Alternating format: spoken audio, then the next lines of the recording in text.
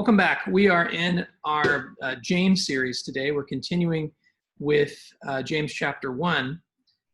So far, we've made it through verse 12 of chapter 1, and we dealt with this last week. We saw how James talked about how Christians often are dealt with situations in which they are going to suffer, and how they shouldn't waste these situations.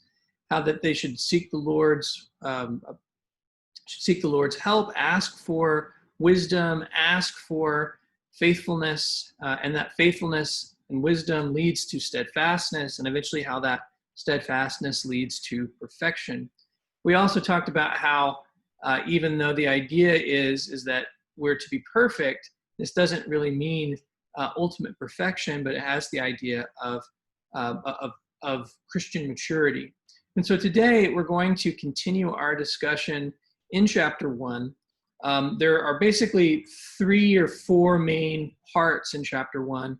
One, which was a couple of lessons ago, was just the greeting or the introduction to the book, to the diaspora, and James gives his greeting.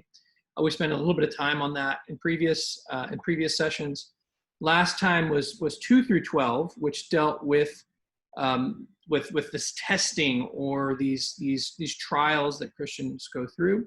And then this next section, verses 13 through 18, deal with the testing that is being faced. I should say 2 through 12 is temptations, and 13 through 18 is this testing that Christians face at various parts of life.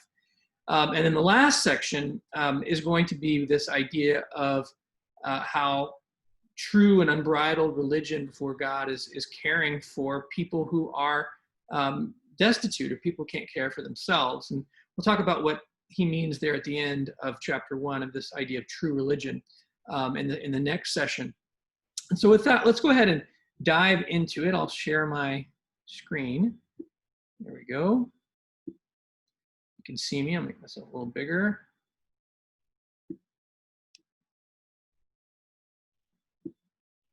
Go.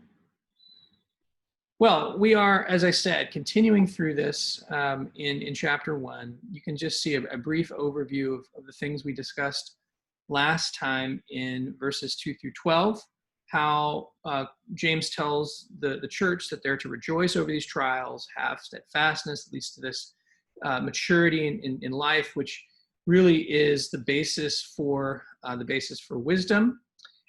We saw also how they are to ask God for wisdom, but not to doubt when you make this request, because most importantly, from his point of view, is this idea of loyalty, that Christians are not divided in their loyalty, that they're not divided between God and someone else, or as it says in the Sermon on the Mount, between mammon and God, that is wealth and God. And here we're going to see in verses 13 and really throughout the book, different aspects about this double-mindedness that Christians need to avoid. He then dealt with the issue, which is going to come back again and again, the issue of wealth. How does wealth affect Christians, not having it or having it? How does that affect the church? How does that affect the relationships that they should have? And quite beautifully in back in this previous section, James showed how it doesn't matter really, because those who don't have exaltation in Christ, and those who do have should realize that the one who has the highest honor, one who has a name above all names, underwent the greatest humiliation.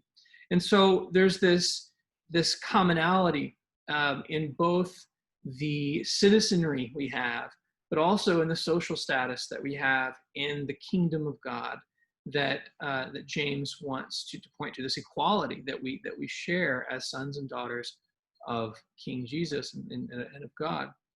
Well, he ends this with this statement that is very reminiscent of what we read in Paul and other places, how if you complete your life of steadfastness under trial, that there's this great promise waiting, and that is the blessing of the crown of life, which, as we said, is this image of a runner going to the end of a race in a Greco-Roman race and receiving this wreath on their head that they've received it. Now, in that context, metaphorically, it means that you have this prize waiting for you at the end that you will win because God has given you the ability, God has given you the power to live a life that is marked by his level of perfection. And again, we'll kind of flesh that out more. What does it mean to be perfect? And one of the things that we're going to focus on in the next couple of sessions is what James means when he talks about perfection really is similar to what Jesus means when he says that if your righteousness does not exceed the righteousness of the scribes and Pharisees, you shall by no means enter into the kingdom of heaven, which comes out in Matthew 5 and in other passages in the Gospels. And so this is one of those underlying themes that we'll deal with in today's session. There we go. Now, to our main text for the day, it's going to be James 1:13 through 18. I'll go ahead and read it so we have a good basis to work with. Let no one say when he is tempted, I am being tempted by God. For God cannot be tempted with evil, and he himself tempts no one. But each person is tempted when he is lured and enticed by his own desire. Then desire, when it has conceived, gives birth to sin, and sin, when it is fully grown, brings forth death. Do not be deceived, my beloved brothers. Every good gift and every perfect gift is from above, coming down from the Father of lights, with whom there is no variation or shadow due to change. Of his own will, he brought us forth by the word of truth, that we should be a kind of first fruits of his creatures. Now, as we read through this really lovely passage, what immediately comes to my mind when I read the book of James after having not read it for a while is how familiar many of these statements are. And part of that is because you might have some familiarity with the book. It's a beautiful book and it's very poetic in that sense. But there's other aspects that bring that memory to the forefront. And that's one of the things that we're going to really draw out in today's lesson is just how intricately tied the book of James is to many of Jesus's sayings, particularly from the Sermon on the Mount. And we'll see piece by piece, and we'll try to highlight this anytime it's relevant or anytime it seems that James is making a direct allusion or a kind of an oxymoron, let's say an overt allusion to the Sermon on the Mount material of Jesus's most famous and most quoted sermon in the New Testament. It also reminds me, as we're thinking about this big picture-wise, how we're moving from this testing and trials, which are associated with persecution, to being tempted. It's actually a related idea. How are you dealing with these stressful situations? And I'm reminded immediately that in the Gospels, and all four Gospels, we're told that Jesus withstood temptation, an intense temptation, most notably in two places. In the beginning of his ministry in the Judean wilderness, when he is driven into the wilderness near Jericho, which is why we have this image of the temptation center, a half-hour service at Jericho, and also in Gethsemane, where he undergoes this temptation. And so anytime we read about temptation in the New Testament, it's always important to remember the narrative and these stories of Christ's life, which are our example for how we endure temptation, even when it seems severe, even when it seems like it's not possible to withstand. Well, with that, let's go ahead and get into the text. So we read again, and I'll just break this down as we look at verse 13. Again, it says, "Let no one say when he is tempted." That word there in Greek is, again, the same word that has just been used in verse 12. There, it's often translated as trial, but here the context indicates temptation. And so one, has the idea of undergoing something without reference to anyone putting this trial upon you. Whereas in verse 13, temptation underscores the reality that there's someone who is actually doing the temptation.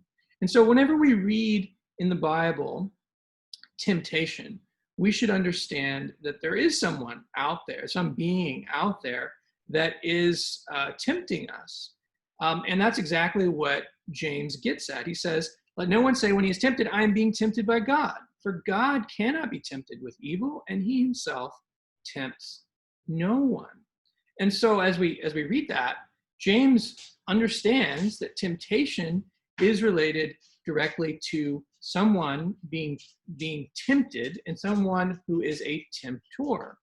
And so if we're in a situation and we're blaming God for a trial that we are that's happening to us, of course we always understand that God's in control of the situation. But if we're in a situation where we are being tempted to sin, that temptation is not coming from the Lord. That temptation is coming from the outside. And the reason why this is important for us to understand is because if God is the one causing the temptation, he would therefore need to be the author of sin. And that's really what James says here. It says God cannot be tempted with evil, and he himself tempts no one. So God can't be tempted with evil. Satan cannot tempt God the Father to sin, and he himself, again, tempts no one. So if he could be tempted, then he could cause someone to be tempted, but he can't. So God cannot be associated with evil or sin. Now, this is, I don't want to get into this too much, but this is important on a number of different levels. This verse affirms the goodness of God. It affirms that God is good, something that is affirmed all throughout the Bible. We can think of even the opening lines of Genesis, that God creates everything and it's good, and that it is man and Satan through the serpent who cause everything to go haywire. And so when we think about God being the author of temptation, it's just not a biblical assertion. And so when we see James here, he's really clearly up front saying, don't blame God for being tempted. Now, if we flesh this out further beyond what James would say, we have theological reasons for this. We can point to, and as we often do, the fall. That the fall brings about all of these calamities that are on earth. Now, he doesn't take us down that route, but that's, of course, the good theological rationale for it. Now, just one other thing before we move into these next few verses. We often like, in my house, to every once in a while, or maybe a few times a week at dinner, different times, to cite the Lord's Prayer. Anyone who's cited the Lord's Prayer knows the Lord's Prayer. It says, lead me not into temptation. Now, that is something that seems almost contradictory. And actually, what's interesting about that, as we've said, is that prayer is reminiscent of what we read in James, because the two are related. Because the Sermon on the Mount, where we have the Lord's Prayer, is the backdrop to many of James's statements. But one thing that we miss oftentimes when we think about the Lord's Prayer is at the end, after the prayer is said to lead us not into temptation, but deliver us from evil. Now, most likely, the King James and other translations get this right, is that it should be the evil one. It's a substantive word. It's substantive participle, meaning that instead of just this ephemeral idea of evil, it's an actual being who is evil, who wants you to be under his dominion.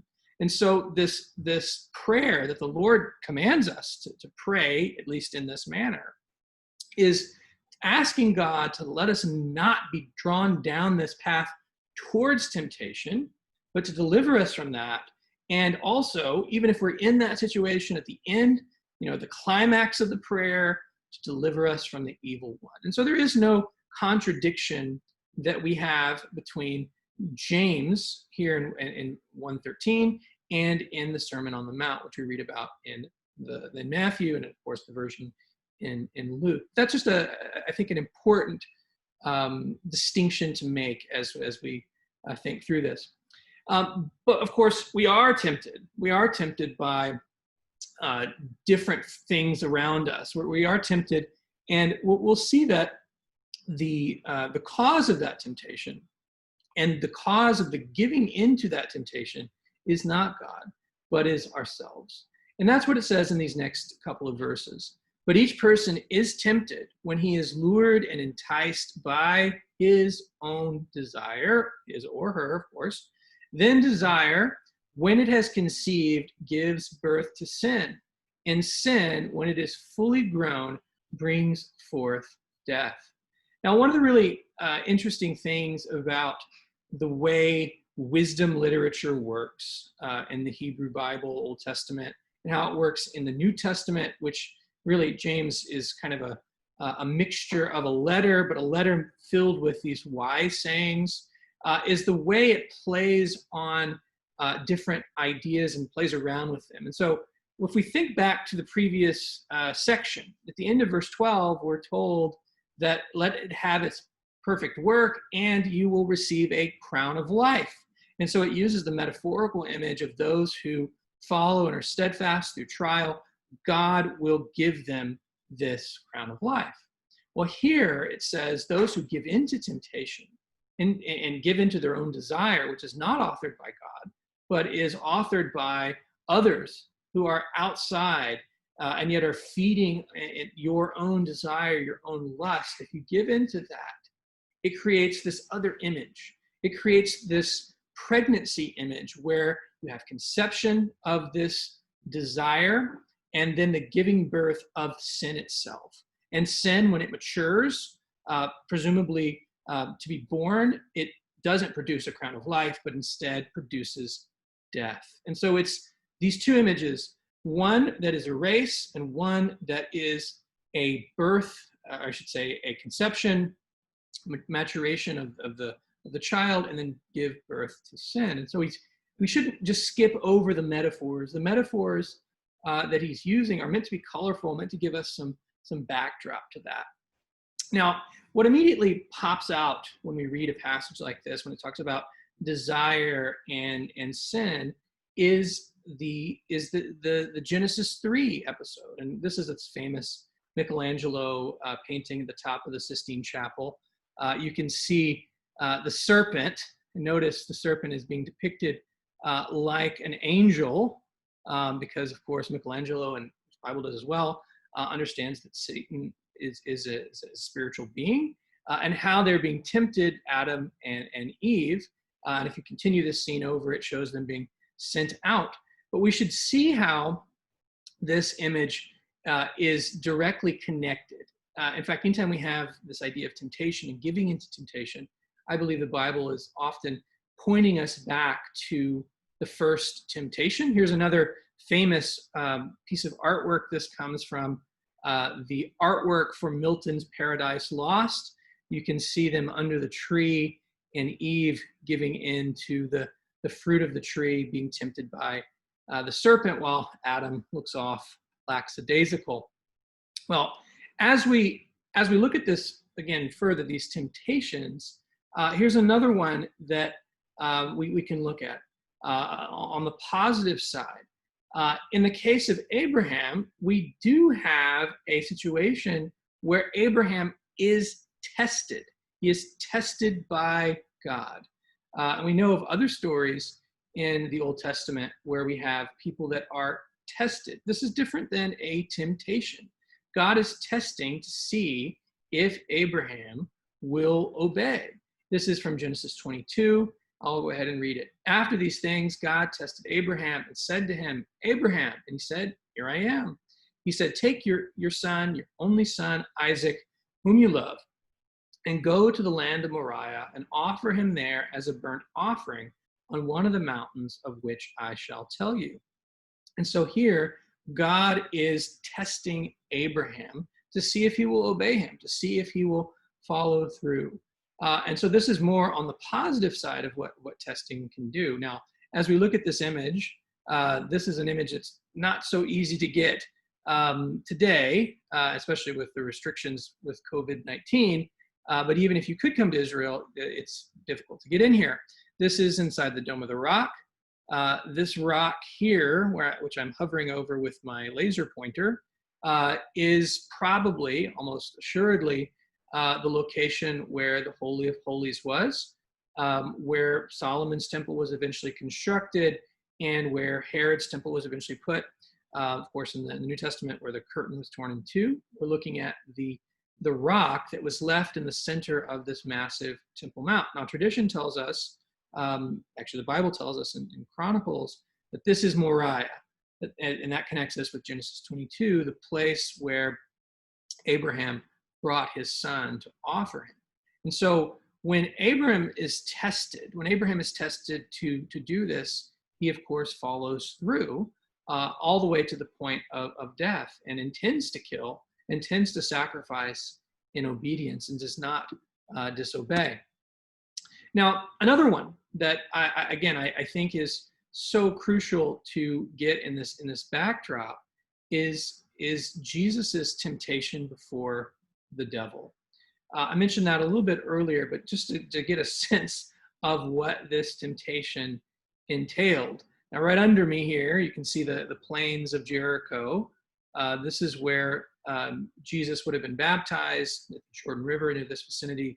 And then it says that Jesus was sent out into the wilderness to be tempted by the devil. Now, when we read that, whether it's in South Texas or wherever else, and you think about wilderness, you might not have this idea in mind. This is what this wilderness actually looks like. It is desolate. It is filled with, in some cases, wild animals that are coming up looking for prey. Very few opportunities for shelter, and we're told that Jesus spends 40 days in this wilderness without drink or without food. And at the end of this, he goes through this trial. Now, this, of course, is related to a lot of important theological developments that I don't want to get into, such as Jesus spends 40 days in the wilderness, just like the Israelites spend 40 years in the great and terrible wilderness. They fail, he succeeds. The idea that he is sustained by God is related to this as well. As Israel was sustained and yet still failed, Jesus was sustained and succeeded in temptation. We could also think of Moses, where he spends 40 days without food or drink up on top of Mount Sinai when he's been given the law. And yet at the end of this, once all of this has happened, we have the devil coming to Jesus and he being bombarded with these temptations. And so I think this is a helpful illustration of showing the difference between how God does test his people. He puts them in situations that will test their faith, that will test their ability to trust him and follow him. That could be relying on God to provide for your financial needs. That could be relying on God to obey him and follow his call to the ministry, or follow his call and give money to or an organization, or just a whole wide range of things, or just being faithful to what the scriptures teach us. That's a test. That's a way God is testing us. And until today, that happens. Hebrews is very clear on that, where it talks about the discipline, the testing that believers go through. And it's something that is hard, but it's something that we should cherish. And in the same way, Jesus is tested. How? Well, we see the Spirit, Holy Spirit, God's Spirit, sending him to be tested. And who's waiting for him there? The devil, to tempt. And so that's just, a way of cutting through the question of who is at fault and who is not at fault. God is not at fault for testing us. He is not at fault if we fail the test.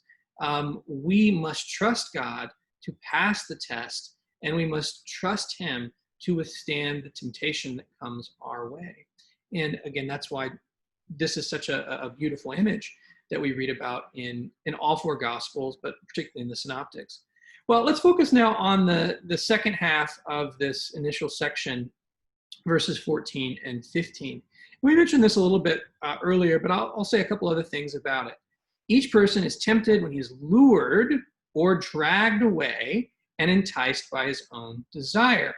Many scholars think that this language is connected to a kind of metaphor or a kind of image that James wants to pop into our heads of a fisherman dragging a net to carry away fish. And so we have a nice image here of a dragnet, which is used in the Sea of Galilee. It's looking right across at the area of, actually this is very close to Capernaum in this image, an image that James would have known well because he and his brothers moved with Jesus to Capernaum during his earthly ministry.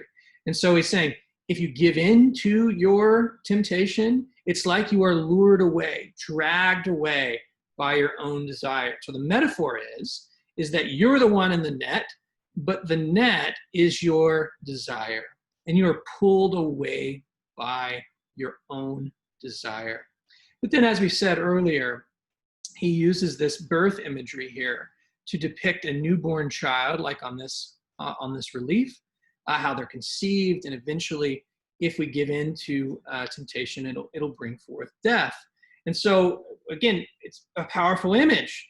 One, it's powerful because it points back to how God will give us this crown of life if we're enduring. But it's also powerful just in the very fact that the basic biological understanding of how new life comes about for us humans is conception and birth.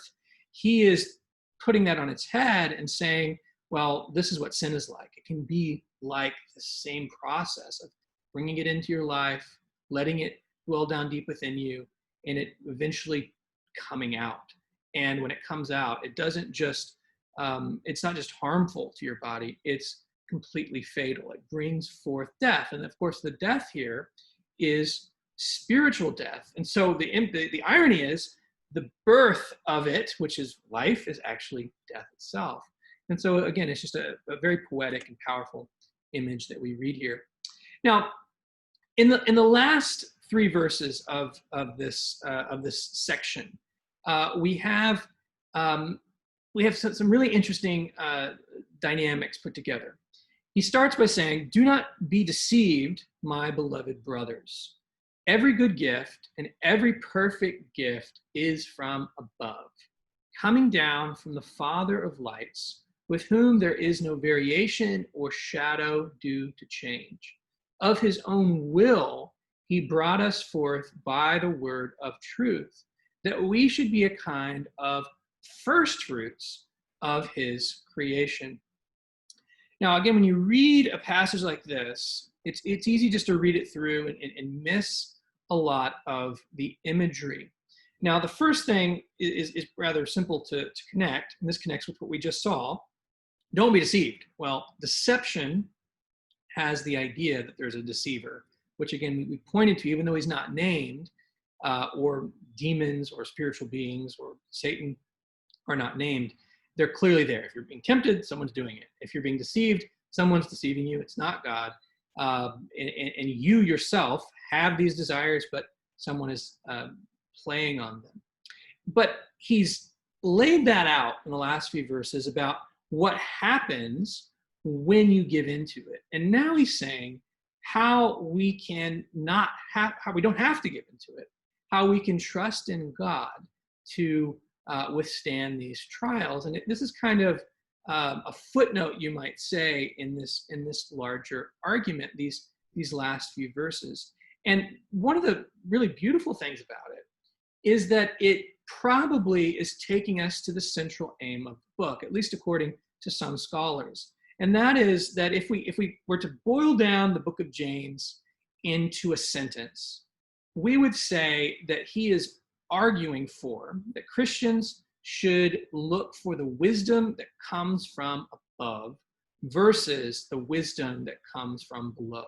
How does the wisdom from above look like? Well, here's some characteristics. Here's some driving forces behind it. It's caring for widows and orphans in their desolation. It's not having partiality. It is loving the Lord your God and your neighbor as yourself.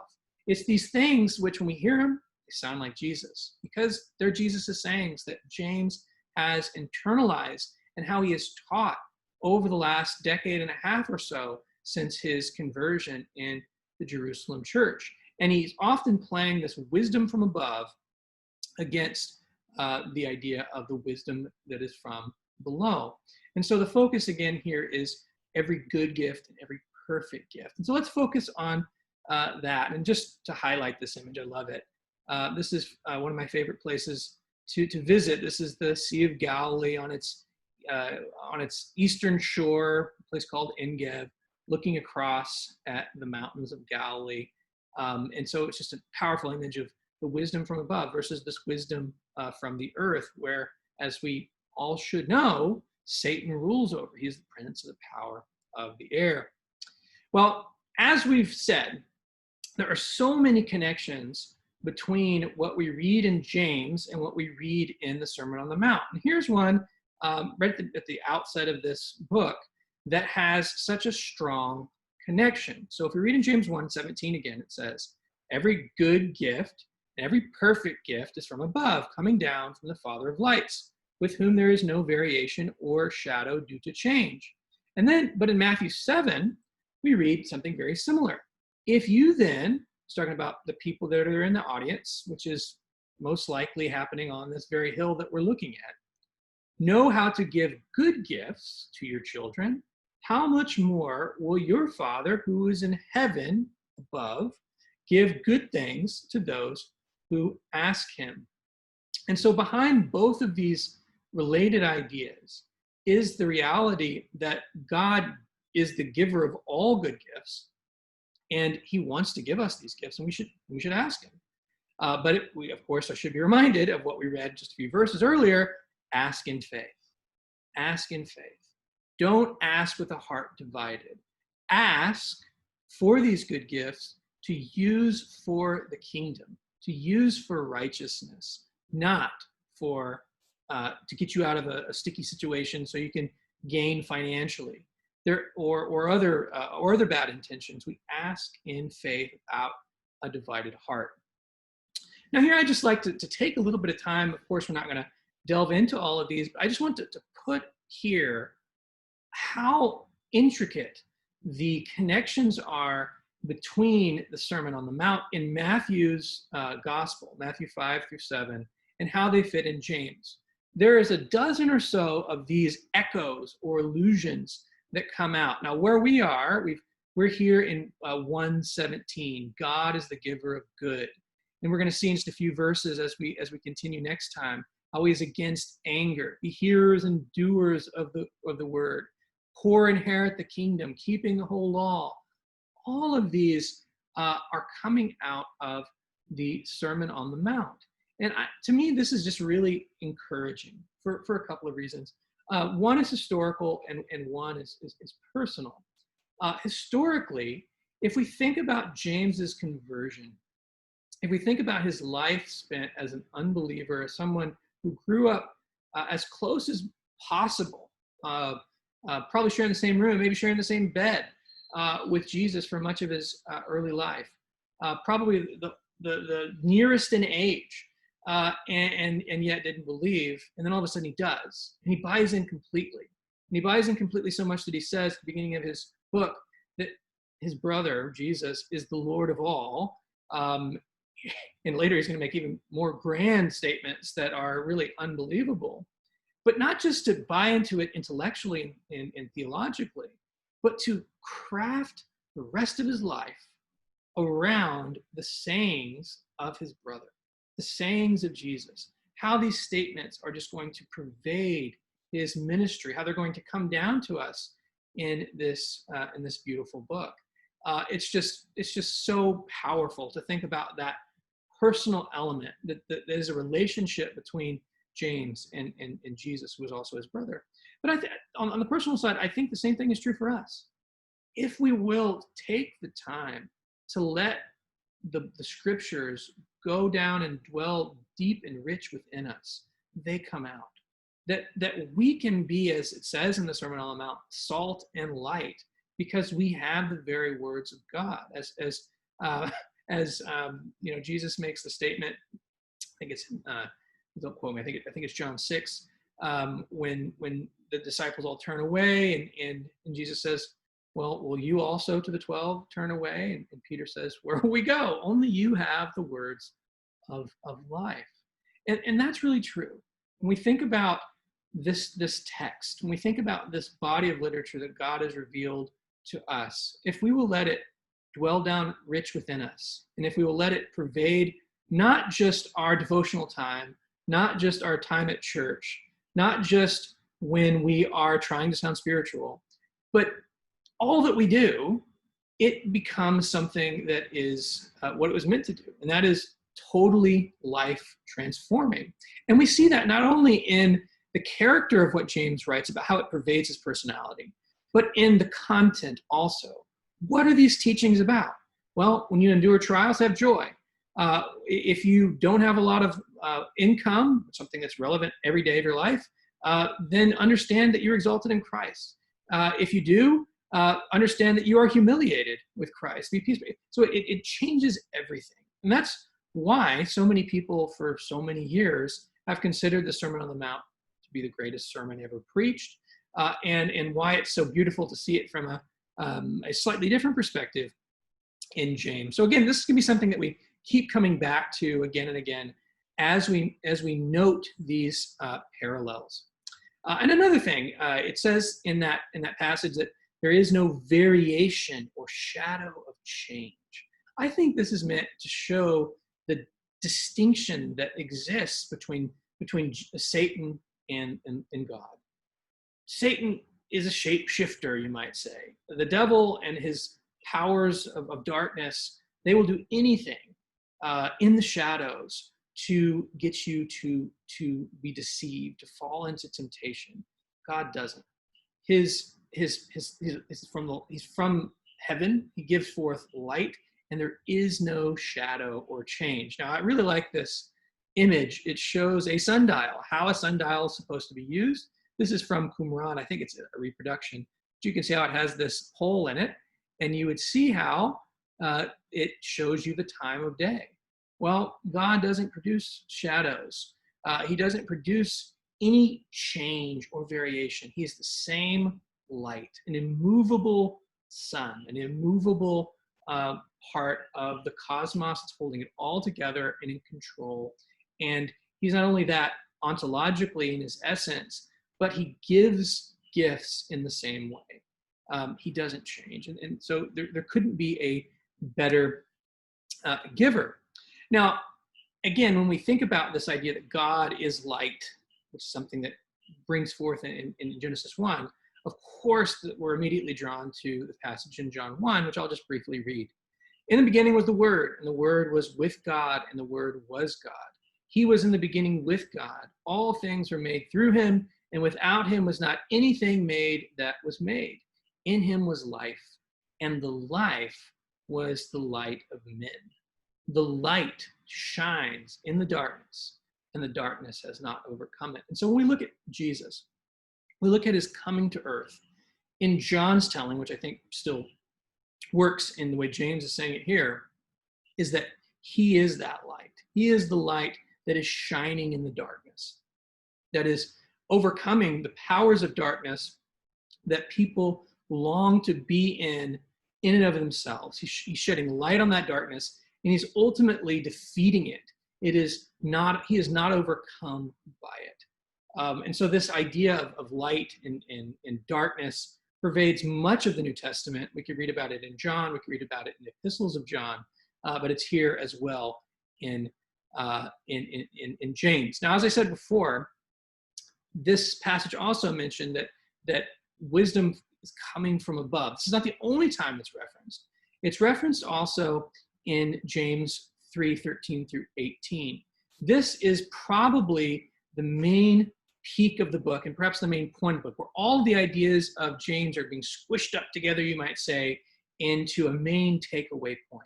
where he asks these rhetorical questions. The first one is, who is wise and understanding among you? Well, who doesn't want to be that, right? That's what he said at the beginning. Be perfect, which is what Jesus says to be. Well, being perfect means that you're wise and you have understanding and you know how to be perfect. Well, he's saying, if you boil it down to this is not the wisdom that comes down from above, but is earthly, unspiritual, and demonic.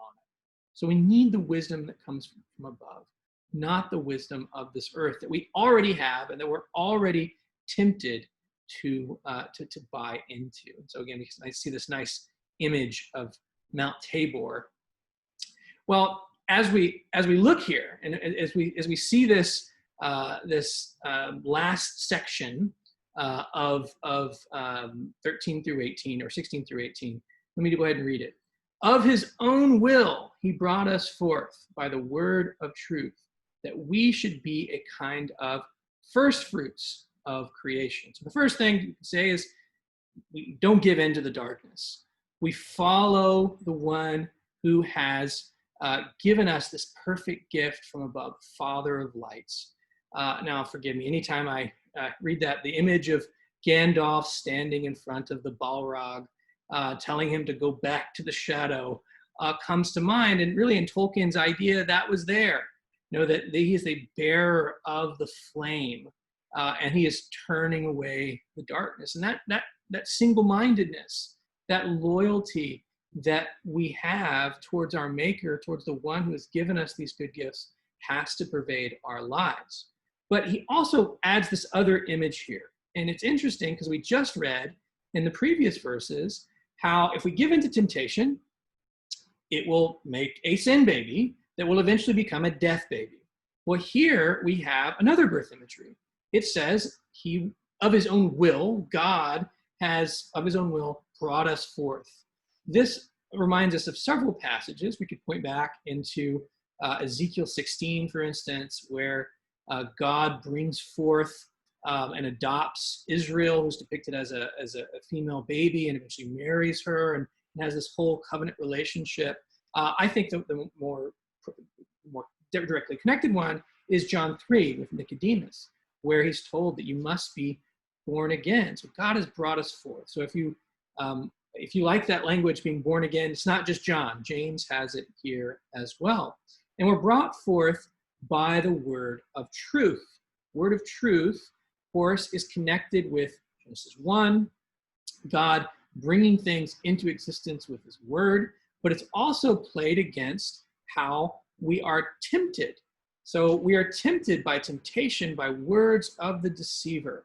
Here we are brought forth and given to life by the word of truth. And then he ends with this final image that we should be kind of first fruits of his creation. And we see here this nice image, so you can see it a little better, of an Egyptian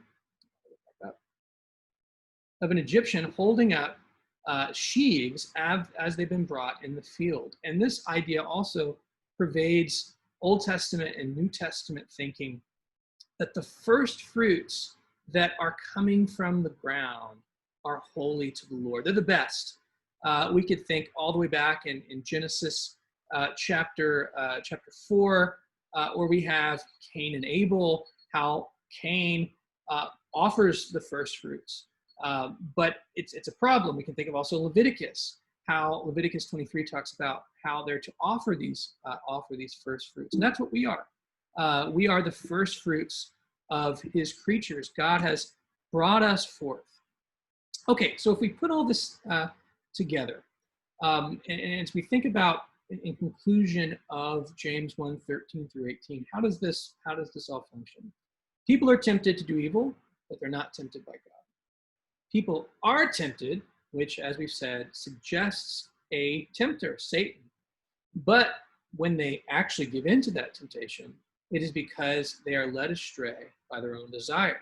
This suggests that they are not, that they are culpable. Even though there's a tempter, that doesn't mean that you are not guilty for giving into your temptation. The same applies for what we read in Genesis 3. Temptation leads to sin, which leads to death.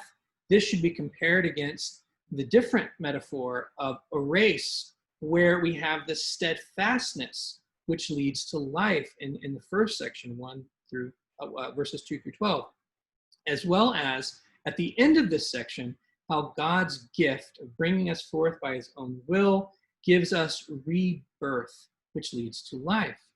All the good gifts that we have in this life, all the abilities that we have to resist sin, to have wisdom, to be saved from sin and temptation, are directly from God. These come from him who not only is the Father of lights and who is above, but longs to give them, who wants to give them, as we read about earlier in chapter 1.